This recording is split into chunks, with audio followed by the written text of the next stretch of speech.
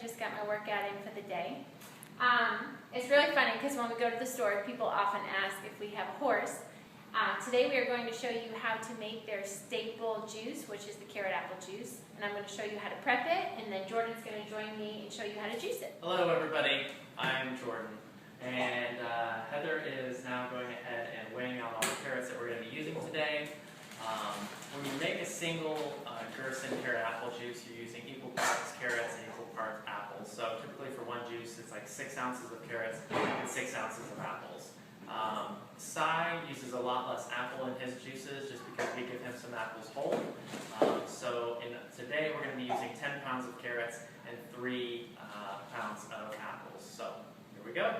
And can I just say, these are some massive carrots. Yes, these are bodacious. Alright, so we've got our organic carrots and organic apples in the sink, and we're going to start washing Granny them. Smith. They need to be Granny Smith apples because these apples have less sugar.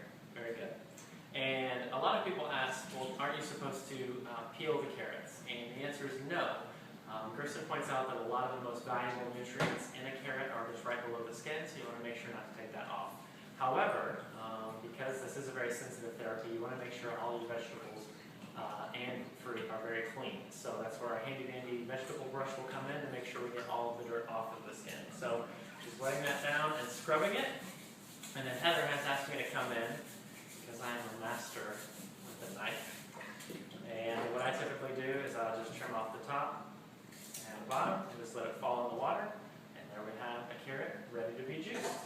I also don't know if he mentioned this, but we did use 2 capfuls of our food grade hydrogen peroxide, 3%, and added that to cold water. So, as Heather continues to wash our carrots here, I'm going to show you how to cut an apple. Heather likes to use a cutting board because it's a lot more safe, but because my middle name is Danger, I like to do it a little more creatively. And I'm also a cheapskate, and it uses less waste when I cut it this way. So when I do cut the apples, I just cut them in half like this, and then I'll quarter them like this, and then I just take out the very least of the inside that I have to here. So then I'm just left with a little slice of apple here. So again, just taking out those seeds and any rough parts of the apple. You'll also be amazed as to the amount of dirt that comes off of these carrots. Pretty crazy. So people typically come into our kitchen and wonder what the heck this contraption is, but this is the Norwalk 275 juicer, and it is a real machine. So this is what we'll be using today to make our carrot apple juice. So when you're getting set up for juicing, one of the things that you will need are juicing cloths. Now, these are cloths that we will be retiring. As you can see, they have a nice orange color to them because what you'll do is you will grind up the carrots and the apples and then put the pulp inside here, which you will press. But what's interesting is that these cloths start out just like this. So these are some new cloths that we will be using, and these will rapidly turn into that orange color that you just saw. Alright everybody, so now it's time to get to the fun part, the actual using of the juicer. It is a 2-step process, so we're going to be putting the carrots and apples through here, which will grind them into a pulp like this, and then once we do that, we'll move that over to the cloths, fold it up, and then put it in the press here, which will actually give us our juice. So, we are ready to get started. I know that one thing that's very important to make sure that you all know, especially with the Norwalk, is using this piece here. When you put carrots in there without this, you have to be very careful or you will get an immense amount of throwback. When we first brought it home, we made quite a mess. Maybe we'll put that video on sometime for you all. And so we'll go ahead and get started.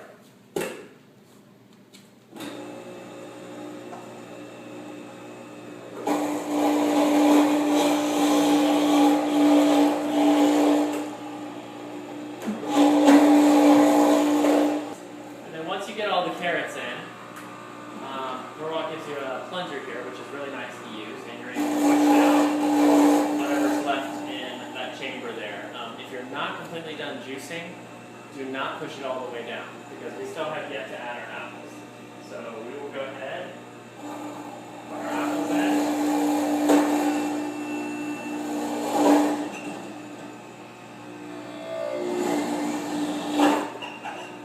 So now we have our fancy here.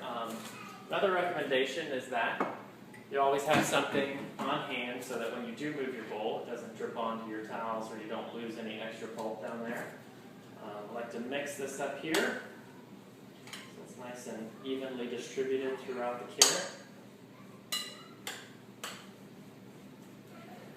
And then this is a very important part that I'd like to point out is that Norwalk points out not to add more than a cup per cloth. And I've come to find out that that is very valuable because if you're adding more than that, you're either going to get like squirting, which you may get some anyway, but you'll get even more squirting, which will cause you to lose juice. And it'll also cause you to produce less juice. So it's always important to use no more than a cup in each cloth. So since I've done this a few times, I have an idea about what a cup is. And you guys can see me here. Once you get it in the middle of the cloth, you're then just going to fold these over like this. So that you have a nice little packet here. As you can see, the juice is already starting to come through. We'll just lay those in right like that. We're going to do our second cloth because what's nice about this is that you're able to stack them one on top of each other.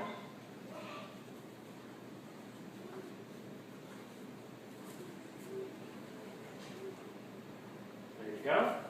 And we are all set, ready to press.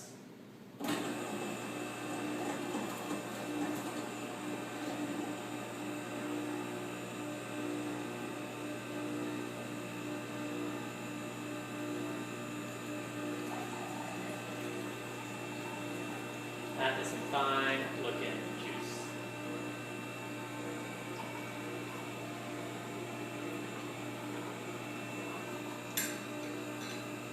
This is just another tip.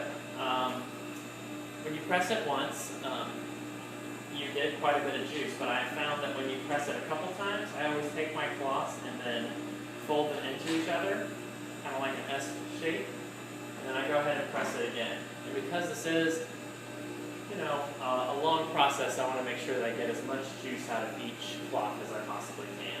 So I'll usually do the first press for about 7 to 10 seconds, and then the second one, which you can see, I'm getting quite a bit more juice, I'll do for about 5 or so.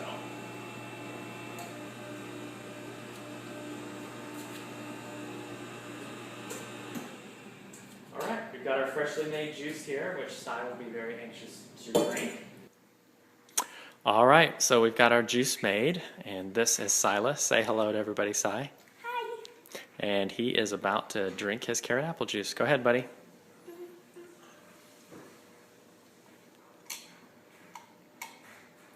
While he's drinking that, I'll just mention that Gerson likes to point out that it's always best to drink the juices right after you juice them. That's when you're going to have a lot of those live enzymes that do the most amount of healing in your body. So right now, Sai is getting supercharged off his freshly made carrot juice.